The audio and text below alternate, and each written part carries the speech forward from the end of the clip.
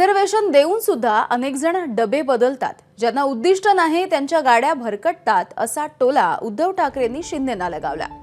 यावेळी त्यांनी केंद्र सरकारवरती सुद्धा निशाणा साधला। दिल्लीमध्ये बसलेले फक्त दिल्लीपुरतं बघतात, गोरखपूरला रेल्वे न्यायची तशी न्या, पण आमची कोकण रेल्वे वळवू नका असा इशारा सुद्धा उद्धव ठाकरेंनी दिलाय। तर काहीच दिवसांपूर्वी अर्थसंकल्प सादर झालेल्या मुंबई महानगरपालिकेवरती सुद्धा त्यांनी यावेळेला भाष्य केलंय। मुंबई पालिका आता श्रीमंत पालिका राहिली नाही।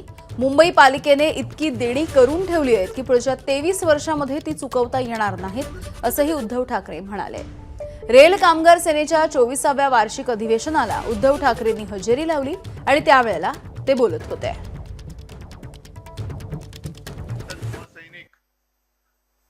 कोणत्याही काय दिलं काय नाही दिलं कसली पर्वा त्यांनी कधी केलेली नाहीये। आणि तुम्ही सुद्धा सगळेच,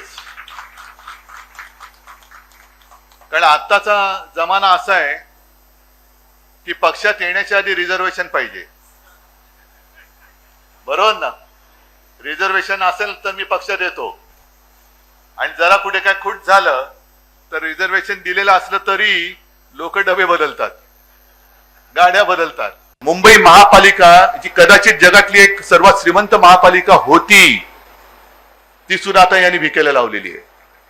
म्हणजे वाईट एवढ्या गोष्टीचं वाटतं की कष्ट करून करून करून तुम्ही सगळ्यांनी कष्ट करून मुंबई महापालिका ती कोण्या एकेकाळी तोट्यात होती, ती आपण नफ्यात म्हणजे मुदत ठेवी तिच्या वाढत नेल्या। 92,000 कोटीपर्यंतच्या मुदत ठेवी होत्या, आता त्या 80,000 कोटीपर्यंत आल्या। 80,000 कोटीपर्यंतच्या मुदत ठेवी त्या आहेत फिक्स्ड डिपॉझिटमध्ये, आणि 2-2.5 लाखापर्यंतची 2.5 लाख कोटीपर्यंतची म्हणजे देणी यांनी करून ठेवलेली आहे। एबीपी माझा, उघडा डोळे बघा नीट।